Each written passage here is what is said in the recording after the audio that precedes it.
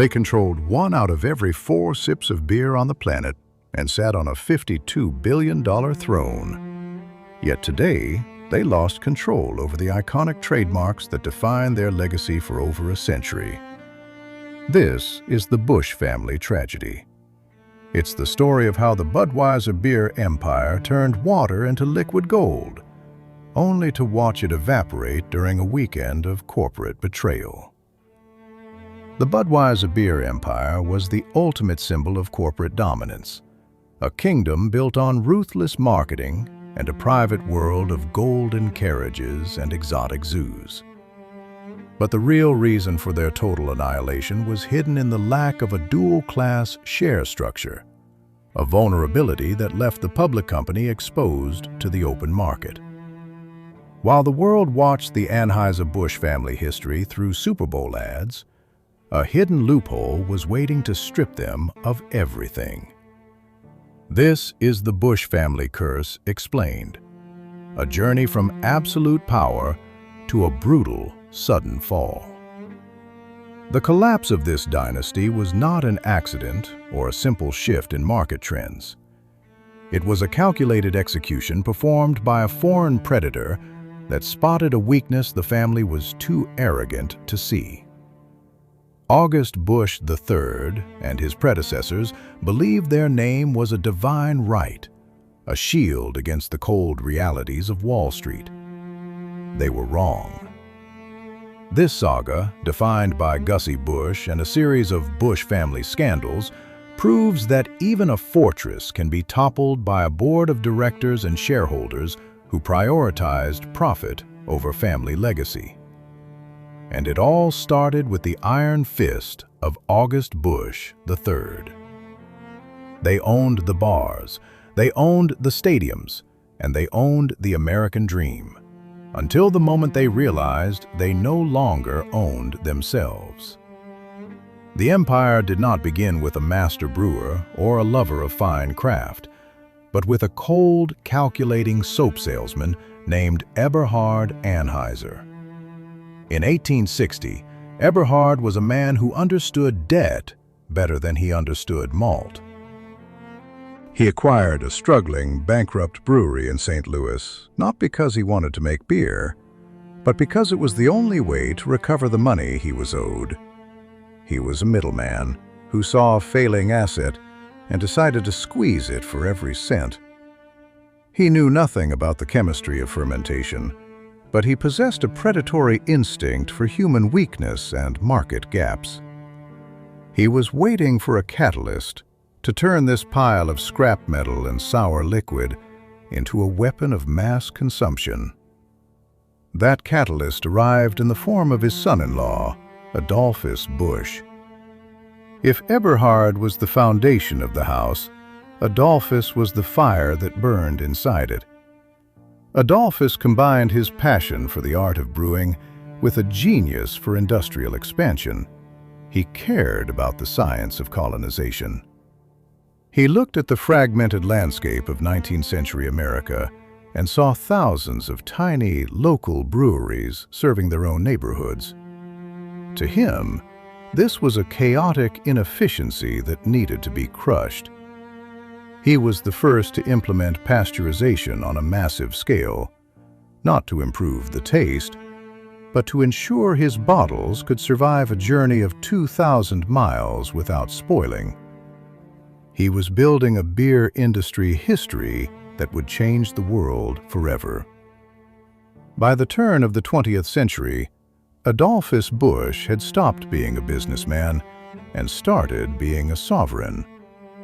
He revolutionized the industry by spending unprecedented sums on national advertising campaigns. He understood that in a democracy, the man who controls the optics controls the wallet. He didn't just want you to buy a bottle of Budweiser. He wanted you to believe that drinking anything else was an act of treason against the American spirit. This wasn't marketing. It was a psychological siege. He saturated every corner of the nation with his imagery, turning the name Busch into a synonym for industrial triumph. When the shadows of Prohibition began to crawl across the American landscape in 1920, the entire brewing industry went into a terminal panic. Thousands of family-owned operations vanished overnight as the 18th Amendment turned their life's work into a criminal enterprise. But the Bushes were not like other families. They had seen the storm coming years in advance and had fortified their position with cold, calculated precision. While their rivals were weeping over spilled barrels, the Bushes were pivoting their massive factories toward ice cream, baker's yeast, and even heavy-duty trucks. They kept their machinery oiled and their workforce ready, waiting for the inevitable moment when the country's thirst would finally break the law. The moment the ban was lifted in 1933, the Busch family executed the greatest PR stunt in the history of global commerce. They didn't just resume production, they staged a national coronation. The very first case of beer off the line was loaded onto a magnificent carriage pulled by the now legendary Clydesdale horses. It wasn't sent to a local bar or a distributor. It was delivered directly to the front door of the White House for President Franklin Roosevelt. It was a signal to the world that the king of beers had returned to reclaim his throne. This single act of genius marketing effectively erased 13 years of forced sobriety from the public consciousness in a single afternoon. By the middle of the century, the company's dominance had shifted from impressive to terrifying. Their net profits were surging past $500 million annually, a figure that gave them the firepower to incinerate any competitor who dared to challenge their territory. Their strategy was simple and brutal: aggressive dumping. If a local brewery started gaining traction in a specific city, the Bushes would flood that market with beer priced below the cost of production. They were willing to lose millions in the short term just to starve a rival of oxygen. Once the competitor went bankrupt, the Bushes would buy the remains for pennies on the dollar, only to shutter the facility the following morning. The family had become a monopoly in the truest sense of the word, functioning like a private intelligence agency. They maintained an exhaustive network of informants across the country, tracking every shipment and every tap handle in every saloon.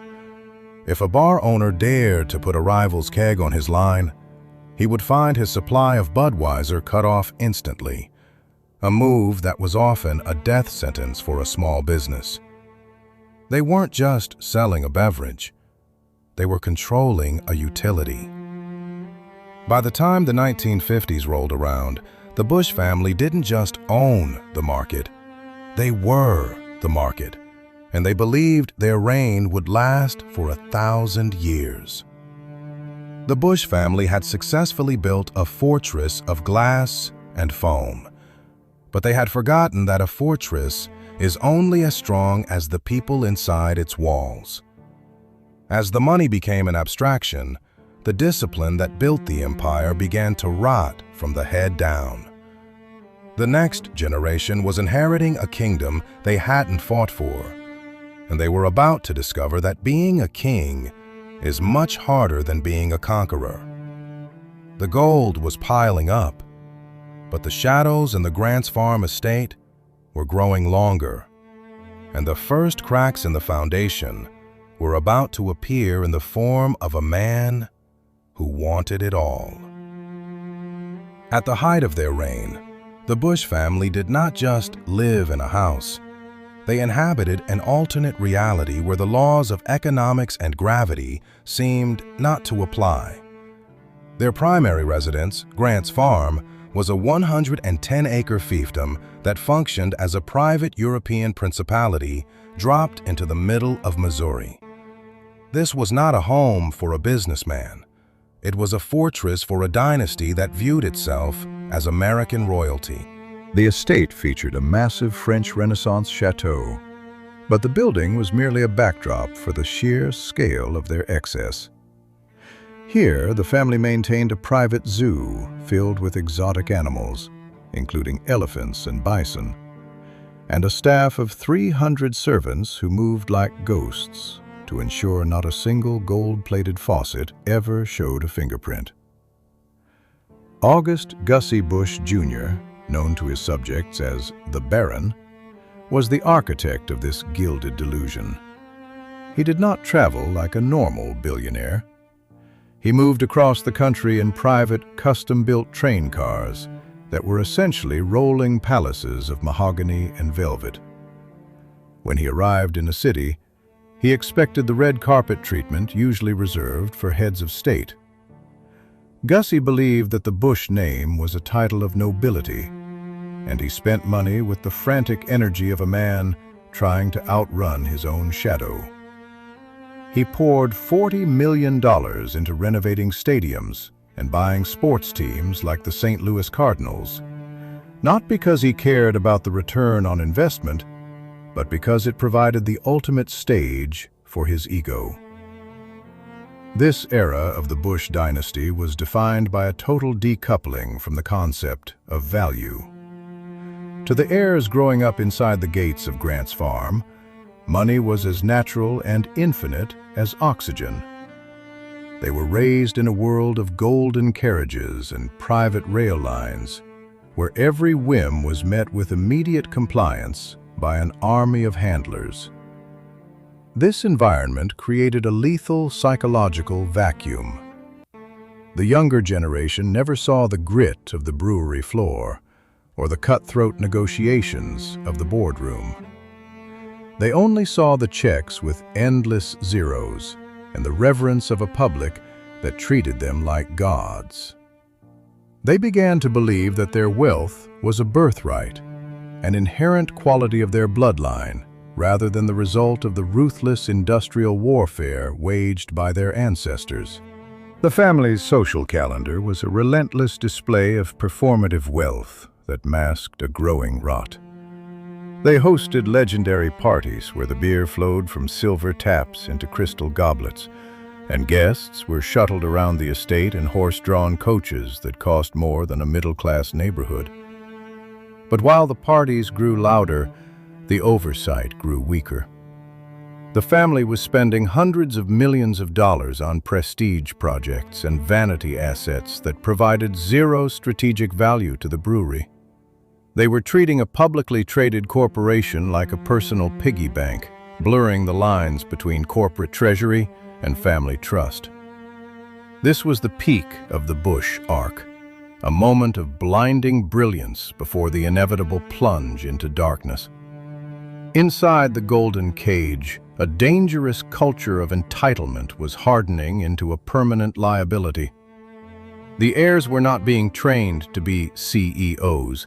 They were being trained to be consumers of a legacy they didn't understand. They viewed the Anheuser-Busch company not as a complex machine requiring constant maintenance, but as a magic fountain that would never run dry. While Gussie Busch Jr. played the role of the benevolent monarch, he was inadvertently raising a generation of lions who had never learned how to hunt.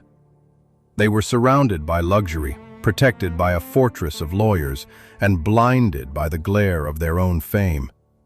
They had everything they could ever want, but they were losing the one thing that had built the empire in the first place: the hunger to survive. The tragedy of the gilded life was that the Busches were so busy admiring their own reflection in the gold leaf mirrors of Grant's farm that they failed to see the shadows lengthening across their borders. They assumed that because they controlled the present, they would naturally own the future. They ignored the fact that their 4% stake in the company was a fragile thread holding back a world of hungry predators. Behind the scenes, the family was already fracturing, with ego and resentment simmering beneath the surface of their polished public image.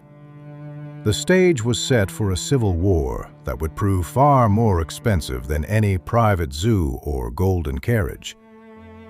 Pride did not just influence the Busch family, it blinded them. By the late 20th century, the boardroom at Anheuser-Busch had transformed into a psychological battlefield where the enemy was not a competitor, but a blood relative. August Busch III, a man known throughout the industry as 4th August, operated with the cold precision of a military dictator. He did not lead through inspiration. He led through terror. His management style was built on a foundation of absolute control, demanding that every executive, including his own kin, submit to his singular vision. This internal friction reached a breaking point when 4th August orchestrated a corporate coup to oust his own father from the chairmanship. It was a cold-blooded execution of power that shattered the family's unity forever. By removing the patriarch, he sent a clear message to the world. The Busch name was no longer about heritage. It was about survival of the most ruthless. This internal betrayal created a toxic culture of sycophancy and fear that paralyzed the company's ability to innovate. While the family members were busy sharpening their knives for the next board meeting, the actual beer market was shifting beneath their feet. The rise of craft breweries and the globalization of spirits began to erode their massive market share, yet the Busches remained insulated in their Missouri fortress. They viewed themselves as untouchable kings of an eternal empire, convinced that the American consumer would never abandon the king of beers. This arrogance led to a disastrous neglect of emerging trends. They focused on protecting their ego rather than protecting their margins, allowing leaner and more aggressive international conglomerates to begin circling their territory like sharks in shallow water. The financial reality of the empire was becoming a nightmare of inefficiency and waste. To maintain their status as American royalty, the family treated the corporate treasury like a private piggy bank for their extravagant whims.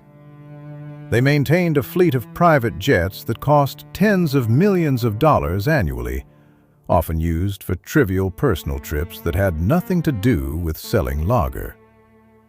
The company payroll was bloated with hundreds of high-salaried positions filled by friends and distant relatives who contributed nothing to the bottom line.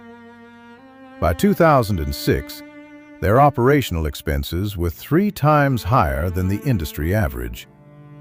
Every dollar wasted on a country club membership or a private gala was a dollar that should have been spent defending the company from the hostile takeover that was quietly being planned in Europe. Perhaps the most dangerous crack in the foundation was the family's dwindling stake in their own creation. Over decades of inheritance and liquidating shares to fund their lavish lifestyles, the Busch family's actual ownership had plummeted to a mere 4% of the total stock. Despite this, they continued to rule with the entitlement of absolute owners. They ignored the growing frustration of institutional investors who were tired of watching their dividends fund the family's private zoo. This disconnect between their small ownership and their massive ego created a vulnerability that Wall Street was eager to exploit. The Busches had become a liability to their own shareholders, and the stage was set for a predator to strike at the heart of the dynasty. By the summer of 2008, the Busch family lived in a state of dangerous delusion. They believed they were more than just business owners. They were American royalty, untouchable and permanent. But while August Busch IV was busy managing the optics of his celebrity lifestyle, a silent predator was watching from across the Atlantic. InBev, a massive conglomerate led by cold, calculating Brazilian billionaires, didn't care about the Clydesdales or the history of St. Louis. They saw a bloated, inefficient giant with a legendary brand name and a family that had lost its grip on reality. The trap was set, and the Busch dynasty was about to learn that in the world of global finance, sentiment is a liability. The mechanism of their destruction was a ghost from the 19th century. When the company was first incorporated, the founders built a fortress that they thought was impenetrable. They created a corporate charter that prioritized family control above all else. However, they made one fatal mistake that would not be realized for over 100 years. They failed to include a robust right of first refusal, or a tiered stock structure that would prevent shares from being sold to outsiders. In their 19th century arrogance, they assumed a Busch would always want to be a Busch. They never imagined a future where the family would own less than 4% of the total equity, leaving the door wide open for a hostile takeover. The assault began with a phone call that changed the American landscape forever. InBev launched a $65 per share bid, valuing the company at $52 billion. It was a number so massive that it made the Busch family's internal squabbles look like playground arguments. August IV tried to fight back with a desperate appeal to American patriotism. He went on television and spoke about heritage and the soul of the company. But the shareholders weren't listening to stories about the past. They were looking at their bank accounts. The Busch family had spent decades treating the company like a private piggy bank, and now the bill had finally come due. The board of directors was caught in a vice. Under American law, they had a fiduciary duty to maximize value for the shareholders. Because the family had diluted their ownership to almost nothing over generations of lavish spending, they had no legal power to stop the sale. The very legal loophole they ignored, the lack of a protected share class, became the executioner's blade. While the family scrambled to find a white knight to save them, the financial markets turned against them. The global economic crisis was looming, and the $52 billion offer was a life raft that no rational investor could ignore. The empire was being sold for parts before the family even realized the war had started. In the final hours, the betrayal came from within. Key members of the family and longtime board allies realized the battle was lost and began negotiating their own exit strategies. The legendary unity of the Anheuser-Busch name dissolved into a frantic scramble for individual survival.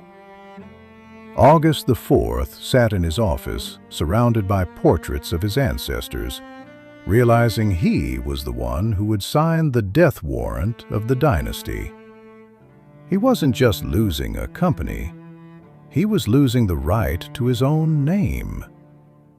The deal was finalized over a single weekend, ending 150 years of independence with a stroke of a pen. The aftermath was a clinical corporate slaughter.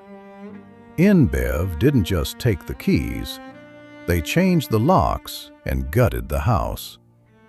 Within weeks of the takeover, the private jets were sold, the executive perks were slashed, and thousands of loyal employees were terminated. The new owners cared only about the bottom line, stripping away every layer of Busch culture that didn't generate immediate profit. The family was escorted out of the headquarters they built, left with billions in cash, but zero legacy. They had traded their kingdom for a mountain of gold, only to realize that without the kingdom, the gold was just a reminder of what they had thrown away. The Busch family was now just a group of wealthy spectators watching their own history be rewritten by strangers. The fall of Anheuser-Busch remains the ultimate cautionary tale of corporate hubris. It proves that No matter how deep the roots or how famous the name, an empire is only as strong as its legal foundation. By failing to update their 19th century charter to face 21st century vultures, the Busch family essentially handed the keys to their rivals. They thought their history was a shield, but InBev showed them it was actually a target. As the family moved into their post-empire lives, the weight of their failure began to sink in. They were no longer the kings of beer. They were simply the people who let the greatest brand in America slip through their fingers for a paycheck. Today, the Busch name is little more than a ghost haunting the aisles of global commerce. The $52 billion fortune that once dictated the flow of American culture has evaporated into a series of trust funds and cautionary tales. Most of the heirs have spent the last decade liquidating their remaining assets to fund lifestyles that their ancestors built on grit, but they maintained through sheer momentum. They are no longer the kings of St. Louis. They are merely wealthy tourists in a city that used to belong to them. The family that once owned the very air people breathed in Missouri now finds itself sidelined, watching from the velvet ropes as foreign executives steer their legacy into the sterile waters of global efficiency. The autopsy of this empire reveals a predictable pathology of inherited rot. Most of the fourth and fifth generation descendants have traded industrial dominance for the fleeting relevance of social media and failed venture capital. They poured millions into tech startups that went nowhere and legal battles that only served to enrich their attorneys. Grant's Farm, the sprawling crown jewel of their private kingdom, has been transformed into a public attraction where families pay for tickets to see the remnants of a dynasty. The golden carriages are behind glass, and the exotic animals are just another line item on a corporate balance sheet. The transition from rulers to relics happened so fast that many in the family still haven't processed the loss of their birthright. When InBev took control, they didn't just buy a company, they performed a corporate lobotomy. The new owners, led by ruthless Brazilian financiers, viewed the Busch family's traditions as expensive fat that needed to be trimmed. They fired thousands of loyal workers who had spent generations serving the Busch name. They slashed the marketing budgets that kept the legends alive and replaced the premium ingredients with cheaper substitutes to satisfy the quarterly demands of Wall Street. The beer that once defined the American dream was stripped of its soul to maximize a profit margin. The billions of dollars paid to the family fled into offshore accounts and diversified portfolios. But money cannot buy back the cultural gravity they surrendered in that final, desperate weekend of negotiations. The Busch story serves as the ultimate proof that wealth without discipline is just a long-term loan from reality. They believed their name was a fortress, but it was actually a target. By the time they realized that the world had moved past their 19th century tactics, the gates had already been breached from the inside. They were a family that mastered the art of the sale, but forgot the science of the hold. Today, they represent the classic cycle of the three-generation curse, where the first builds, the second expands, the third enjoys, and the fourth destroys. They are a dynasty of empty bottles, a cautionary tale for any empire that thinks it is too big to fail. Wealth is not a permanent state of being. It is a relentless defensive struggle against the erosion of time and ego. The Busches thought they were different because they had the horses, the mansions, and the adoration of a nation. They forgot that in the cold world of high finance, Sentiment is a liability, and history is just data. They built a house of cards out of empty cans and waited for a wind that they were too proud to see coming. Now they are just another group of millionaires in a world that has already forgotten why their name used to matter.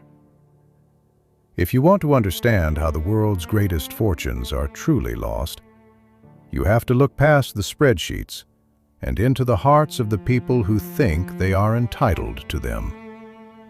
History is written by the winners, but it is paid for by the losers.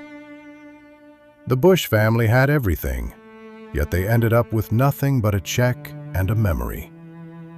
They traded a kingdom for a payout, proving that even the most powerful names have a price tag if you wait long enough.